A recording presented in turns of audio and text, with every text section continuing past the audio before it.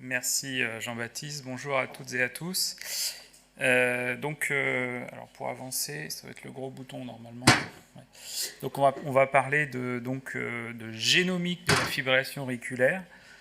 La fibrillation auriculaire, je ne vais pas faire l'affront de vous présenter ce que c'est. Par contre, la génomique, peut-être un petit peu. L'histoire commence finalement en 2001. Alors Monsieur Kubrick s'est trompé. 2001, c'est l'année du génome. Avec deux publications dans les deux plus grandes revues scientifiques mondiales, Nature et Science, qui donnent pour la première fois une carte assez complète de ce que c'est le génome d'un individu. Donc, je vous ai mis quelques informations qu'on n'avait pas et qu'on a tirées de ça. Ça, c'est les données de 2004, parce qu'on a continué à s'améliorer un tout petit peu. Mais globalement, un génome, c'est 3 milliards de paires de bases. On est assez bon pour maintenant séquencer un génome complet d'un individu. Déjà en 2004, on faisait très peu d'erreurs, une base sur 100 000. Et puis on a commencé à comprendre ce qu'il y avait dedans, vraiment. Donc le nombre de gènes identifiés, vous voyez, entre 20 et 25 000. Comment un gène, le profil type d'un gène, ses exons. Et puis surtout peut-être l'information, c'est qu'on a commencé à comprendre qu'on ne savait pas grand-chose, puisque en gros, 2% du génome, on sait à peu près à quoi ça sert. Ça sert à faire des ARN qui vont produire des protéines et donc participer à la constitution de nos cellules directement et à sa fonction. Et le reste, 98%, aucune idée. Voilà. Donc le point de départ, c'est ça. Et ce projet de séquençage et puis d'utilisation de ces données du génome qui s'appelle le Human Genome Project, un projet qui a duré 15 ans, qui vient à peu près de ce qui a été clôturé là, par les Américains il y a 1 ou 2 ans, eh bien, a continué à partir de ce point fondateur de 2001. Et on a commencé à se dire qu'on avait séquencé un génome, c'est bien, mais il va falloir séquencer le génome de milliers d'individus pour essayer de comprendre pourquoi on est différent et pourquoi on a des génomes différents et qu'est-ce qu'il y a de vraiment différent dans nos génomes. Et donc la suite du projet, c'est ça, c'est déterminer les variations interindividuelles dans nos génomes. Le projet, c'est de séquencer les génomes de plus de 2000 individus, donc c'est fait, vous voyez, dans 26 populations différentes bien réparties à travers le globe. Et ce que je vous présente là, c'est un peu une cartographie qui date d'à peu près une dizaine d'années, des variations identifiées. Donc vous voyez qu'il y a à cette époque, 88 millions de variations possibles du génome qui ont été identifiées dans ces 2000 individus. Et c'est assez intéressant parce qu'en gris foncé, vous voyez, c'est les variations qu'on retrouve dans toutes les populations. Donc ça fait quand même une grosse proportion. Mais il y a énormément de variations qui sont très spécifiques de populations. Vous voyez ici en Europe ou en Asie du Sud-Est, ici, en Afrique, etc. Et ça a permis aussi, un peu en passant, de faire un peu d'études des populations et de regarder génétiquement comment se rapprocher des populations. Vous voyez ici, nous on est ici, les Anglais à côté, les Espagnols ici, les Italiens pas loin, avec déjà des variations. Et puis voilà, quand vous allez en Asie, etc., il y a beaucoup de choses qui sont très spécifiques de ces différentes populations. Voilà, premier enseignement. Et puis après, la question, c'est qu'est-ce qu'on peut faire avec ces variations qu'on a identifiées. Alors, je vais vous parler d'une des variations identifiées, qui est la plus fréquente, qui s'appelle le polymorphisme mononucléotidique. En anglais, c'est Single Nucleotide Polymorphism, ou SNP, donc je dirais SNP pour le reste du topo. C'est le type de variation du génome qu'on retrouve le plus fréquemment. Dans 99% des cas, quand on a une variation, c'est un SNP. Donc c'est une variation très basique, très simple. C'est une base, vous voyez ici la double hélice d'ADN de deux individus qu'on peut comparer. C'est une base, une paire de bases nucléotidiques qui s'apparient. Vous vous souvenez, A, T, C, G. Non ? Si. Qui s'apparient. Et donc là, vous avez chez cet individu un A et un T. Et cet autre individu, sur la carte chromosomique, la position équivalente, une base différente. Donc c'est ça, un SNP, ou SNP, c'est la variation d'un seul nucléotide. Alors on dit que cette variation est un SNP quand la fréquence dans au moins une des populations étudiées est supérieure à 1%, parce que sinon on pourrait se demander si ce n'est pas une mutation, si ce n'est pas pathologique, mais quand la fréquence est élevée, on parle de SNP, et on en a énormément, puisqu'on a chacun, à peu près tous les 1000 nucléotides, un SNP. Donc si vous faites la multiplication par rapport à tout à l'heure, hein, ça fait 3 millions. En fait, c'est plutôt 4 à 5 millions de SNP qu'on a tous. Et eh bien, il y a aujourd'hui 600 millions de ces petites variations de SNP qui ont été décrites. Donc vous voyez, c'est un nombre extrêmement important de variations. Donc on a tous des génomes qui sont très différents. Alors, eh bien, qu'est-ce qu'on en fait? On en fait des sous déjà. Hein. Je ne sais pas si certains d'entre vous ont déjà utilisé les services de ces deux entreprises ou équivalentes. Oui, non, ça vous dit quelque chose? Oui, il y a des gens qui font oui. Hein.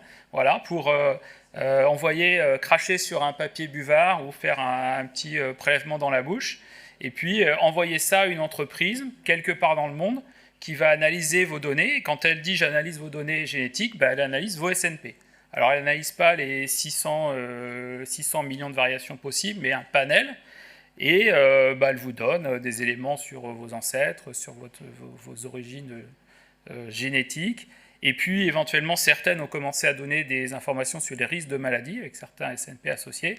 Alors il y a un grand débat parce que les Américains, c'était notamment 23andMe, c'est une boîte américaine, s'en sont mêlés et ont interdit la majorité d'informations parce que il n'y a pas de conseil médical associé, donc c'est un peu la limite du système.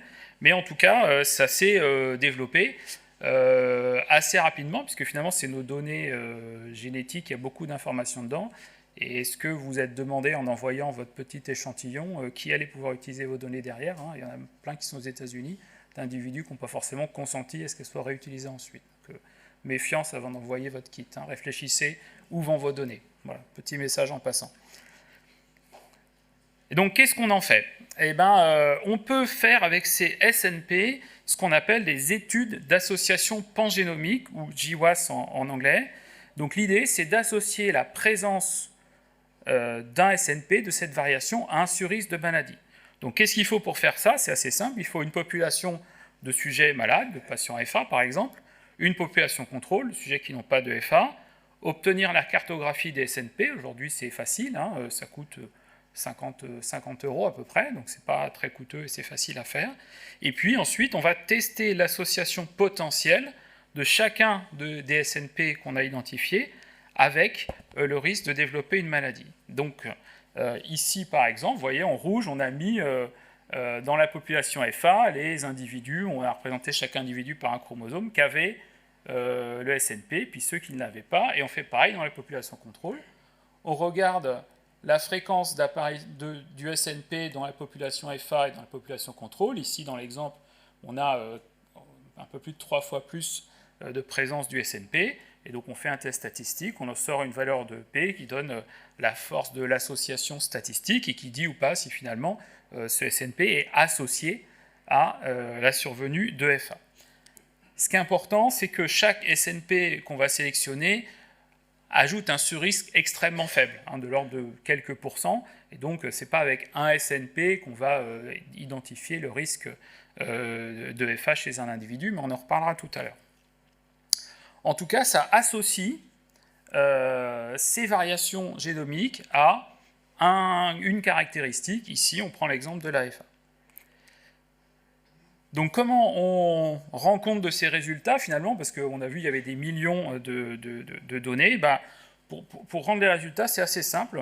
On fait un graphique où on a dans l'axe des Y la force de l'association, hein, P c'est pour la p-value de tout à l'heure, donc c'est juste on la transforme en log pour que ce soit plus visible et plus facile à mesurer. Et puis on déroule le génome ici par toutes ces positions, avec tous les chromosomes, du 1 au 22, on a enlevé les chromosomes sexuels ici, et puis on regarde, chaque point c'est un SNP, et puis on plotte tous les SNP dans l'ordre comme ça de leur position sur le génome. Et on voit ici apparaître des zones, des régions du génome, hein, ici dans le chromosome 12 par exemple, où il y a une forte association entre un certain nombre de ces SNP ici dans la région du chromosome 12, et puis un risque de pathologie, par exemple, ou une caractéristique. Et donc, vous voyez qu'ici, par exemple, hein, on a identifié une zone ici, une zone ici, une zone ici, une zone ici, ça c'est le seuil statistique, la barre du haut, qui sont associés à la survenue d'une caractéristique. C'est un exemple fictif qui n'est pas tiré d'une publication. Donc voilà ce qu'on peut identifier. Donc on n'identifie pas un lien entre directement le SNP et le risque et la physiopathologie de la maladie, hein, c'est juste un marqueur. Le SNP n'est pas directement associé à la maladie, mais ça identifie que la région d'intérêt ici est associée à le caractéristique. Alors, pour la petite histoire, on appelle ça un Manhattan plot. Hein, voilà, parce que les gens qui ont inventé ce petit truc ont retrouvé que ça ressemblait pas mal au building de Manhattan. Alors, qu'est-ce qu'on fait dans l'AFA? Eh ben, dans l'AFA, il y a des papiers. Le premier papier date de 2007, je vous le montrerai après. Ils ont étudié 550 patients qui étaient en FA, plus une grosse cohorte de sujets et le contrôle. Et puis, vous voyez, depuis 2007, on a un grand nombre de papiers avec des cohortes de patients qui augmentent de plus en plus jusqu'à 65 000 patients en FA, plus les contrôles associés, hein, dans le dernier papier de 2018. Qu'est-ce qu'on fait? C'est ce que je vous ai montré. Hein. On a une population de patients FA, une population de contrôle. On teste chaque SNP qu'on va mesurer. On fait ici un équivalent à Manhattan plot. Et puis, on va identifier des régions du génome qui vont être associées à la fibrillation auriculaire. Alors, une petite remarque, vous voyez qu'essentiellement, on a testé des Européens. Et donc, potentiellement, on n'a identifié qu'une partie des SNP associés, puisque les autres populations, il y a un peu de données pour les Japonais, mais dans les autres populations, il y a certainement des SNP spécifiques de populations qui n'ont pas encore été testés. Alors le premier papier de 2007, il est intéressant parce que il a apporté l'information que c'était faisable déjà de faire ça, et puis il a apporté des informations très intéressantes pour la compréhension des mécanismes de l'AFA. Donc je fais le lien là avec le papier de Flavien Charpentier. Et donc ce premier papier a identifié 3 SNP qui étaient tous dans la même région et proches d'un gène qui s'appelle PTX2, dont Flavien vous a parlé, et que jusqu'ici on n'avait pas du tout pensé à impliquer dans l'AFA. Il n'y avait aucun travaux sur PTX2.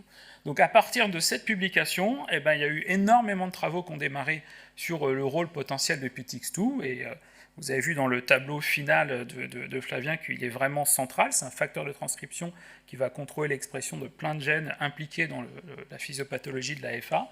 Et puis je vous montre un exemple ici. Quand on prend une souris, qu'on réduit l'expression de PTX2 et qu'on essaye de déclencher de l'AFA, vous voyez, on déclenche très facilement des petits bursts de fibrillation auriculaire. Et comme Flavien vous a dit, AF begets AF, ça peut être la base pour un surrisque de fibrillation atriale. Et ici, en comparant le contrôle, on a 2 fois plus de risques de déclencher les arythmies chez les souris qui ont une expression de PTX2 de réduite. Donc c'est juste un papier, il y en a eu énormément depuis. Mais donc voilà un des rôles importants de ces études d'association, c'est d'identifier des régions, de regarder quels gènes sont dans ces régions et de poser des hypothèses d'utilisation de ces gènes comme des gènes impliqués dans la physiopathologie de l'AFA. Alors je ne vais pas vous faire tous les papiers, il y en a eu énormément sur plein de gènes différents, mais on va maintenant parler d'une deuxième utilisation potentielle de ces études d'association. C'est la création de scores de risque génétiques.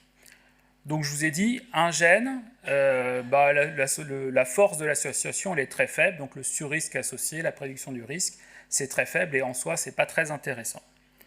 Mais si on commence à combiner nos SNP, et on en a énormément, on peut commencer à définir, à partir de la présence ou non de ces SNP, un score de risque polygénique, donc qui va combiner 10, 100, 1000, 100 000, 500 000 pour le dernier que je vais vous montrer, informations sur des SNP, et qui va permettre d'identifier. Donc ça, on va avoir un biomarqueur finalement quantitatif, c'est très simple, on pourrait dire c'est comme le NT-proBNP finalement.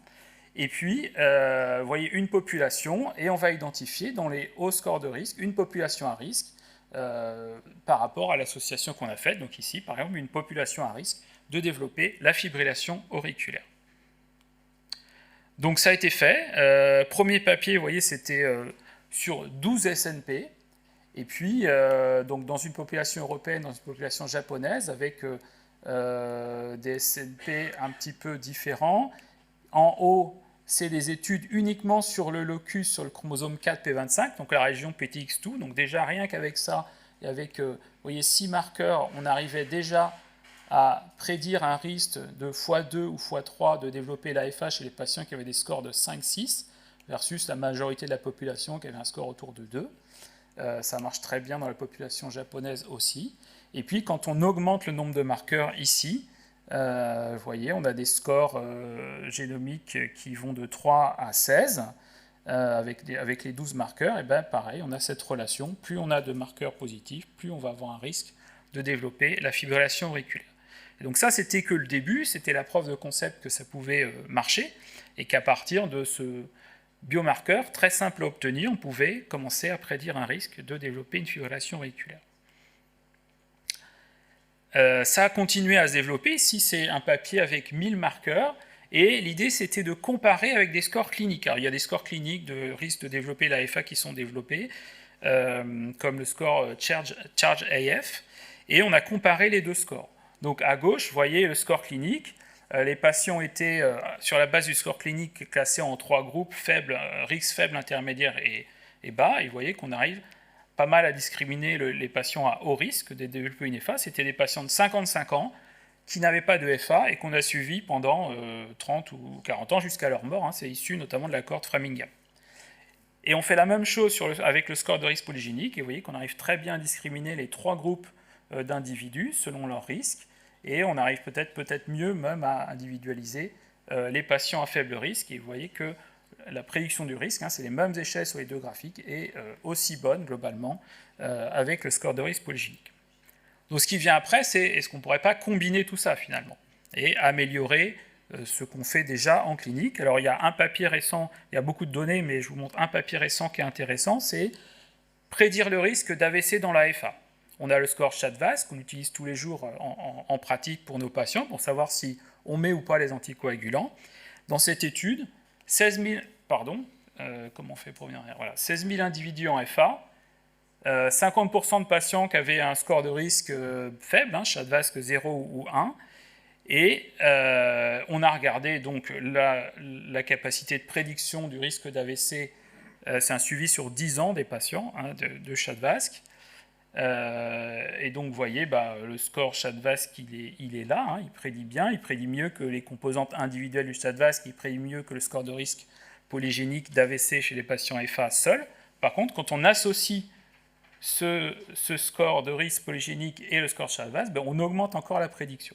Alors pourquoi on augmente? Probablement une des hypothèses, c'est que le score CHA2-VASc qui mesure l'héritabilité, ce qui est un facteur qui n'est pas vraiment mesuré. Le score polygénique qui mesure l'héritabilité, le risque individuel, familial, génétique, ce qui n'est pas vraiment mesuré finalement quand on regarde les composantes du score CHA2-VASc. Donc ça peut expliquer pourquoi.